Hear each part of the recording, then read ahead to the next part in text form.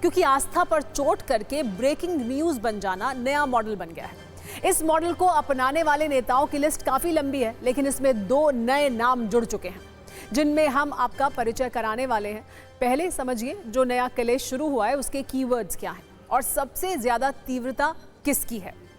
इसके कीवर्ड्स हैं मंदिर और बौद्ध मठ। इसमें मोहम्मद गजनवी और मोहम्मद गौरी जैसे कई मुस्लिम आक्रांताओं के नाम भी शामिल हैं। इसके अलावा मुसलमान, हिंदू देवी देवताओं का नाम लिए गए हैं और श्राप जैसे शब्दों का इस्तेमाल है।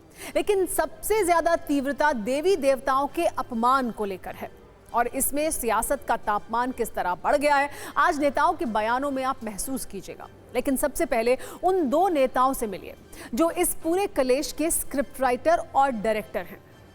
इनमें पहला नाम है समाजवादी पार्टी के सांसद रामजी लाल सुमन का, जिनके अनुसार हर मंदिर के नीचे बौद्ध मठ है। ये वो रामजी लाल सुमन हैं जो राणा सांगा पर एक विवादित बयान देकर आजकल हेडलाइन बने हुए हैं। लेकिन अचानक से राणा सांगा वाले सिलेबस में उन्होंने मंदिर और मठ वाला चैप्टर जोड़ दिया है।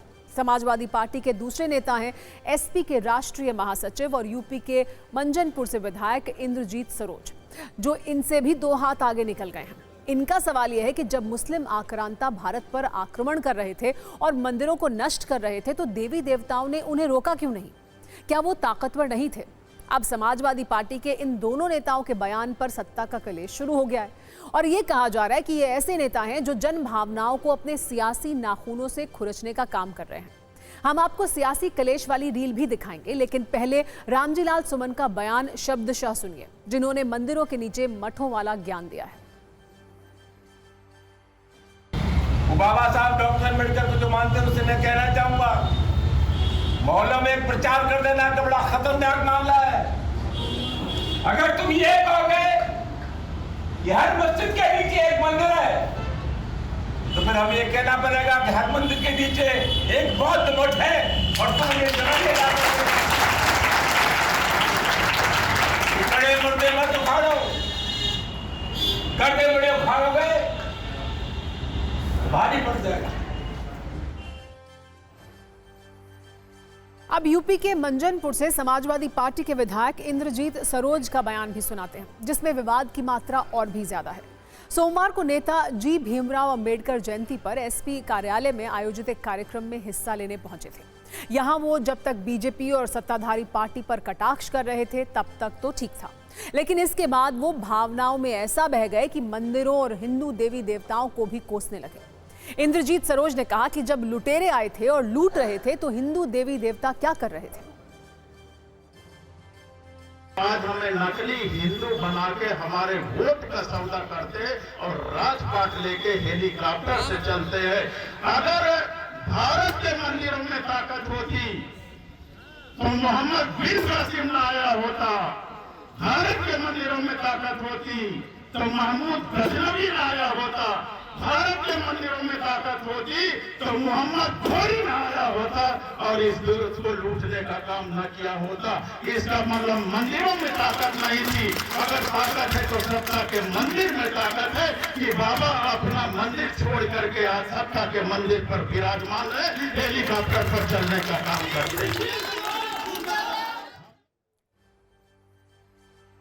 वैसे समाजवादी पार्टी के विधायक इंद्रजीत सरोज किस धर्म को मानते हैं और किस धर्म को नहीं मानते हैं ये उनका निजी विषय है, लेकिन किसी धर्म को लेकर ऐसी टिप्पणी सार्वजनिक रूप से करना निजी नहीं है और उनका ये बयान देश के बहुत सारे लोगों को बहुत चुभा होगा।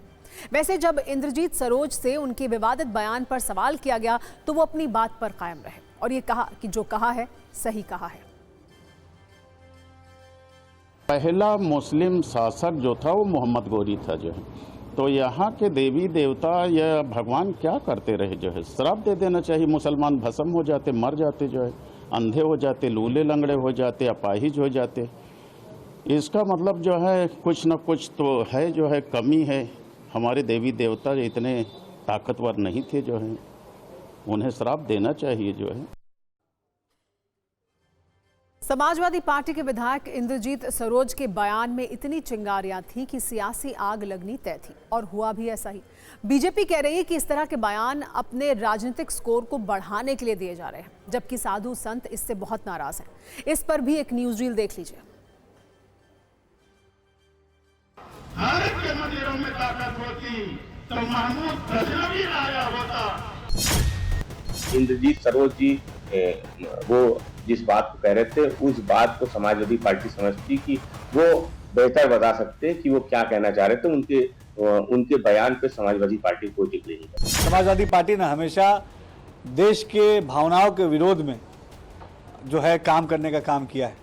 कि समाजवादी पार्टी केवल अपने निजी राजनीतिक स्वार्थ के लिए तमाम चीज़ें कर रही है। समाजवादी पार्टी का असली चाल चरित्र और चेहरा जनता के सामने उजागर हो गया है। धर्म, मंदिर, मस्जिद, गुरुद्वारे ये हमारी सांस्कृतिक विरासत है, संस्कृति का हिस्सा है, समाज का हिस्सा है। इस पर अनावश्यक टीका टिप्पणी उचित नहीं है। अगर तुम्हारी हिम्मत हो, तुम्हारी औकात हो, तो इस्लाम धर्म पर बोल करके देखो, गर्दन जाएगा तुम्हारा कट। तुझको हिंदुस्तान में नहीं रहना चाहिए, तेरा किराया भाड़ा मैं दे दूंगा और तू पाकिस्तान जा। समाजवादी पार्टियों को, मठ मंदिरों को पच नहीं रहे हैं। मुसलमानों की सपोर्ट करते हैं, कहाँ दंगा करा दें, कहाँ मंदिर में बम फेंकवा दें। ये समाजवादी पार्टियों और अन्य पार्टियों का एक काम है।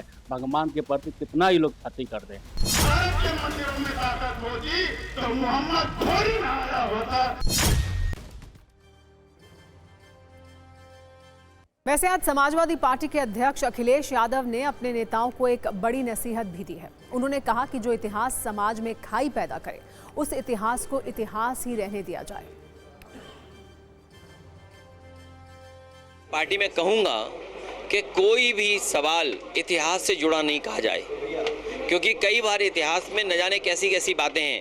मैं ये चाहता हूँ इतिहास की बातें अगर हमें अच्छा रास्ता न दिखा सकें, हमें कोई पॉजिटिव रास्ते पे न ले जा सकें, हमें सकारात्मक दिशा न दे सकें, तो इतिहास को इतिहास ही रहने देना चाहिए। इतिहास पे चर्चा नहीं करनी चाहिए।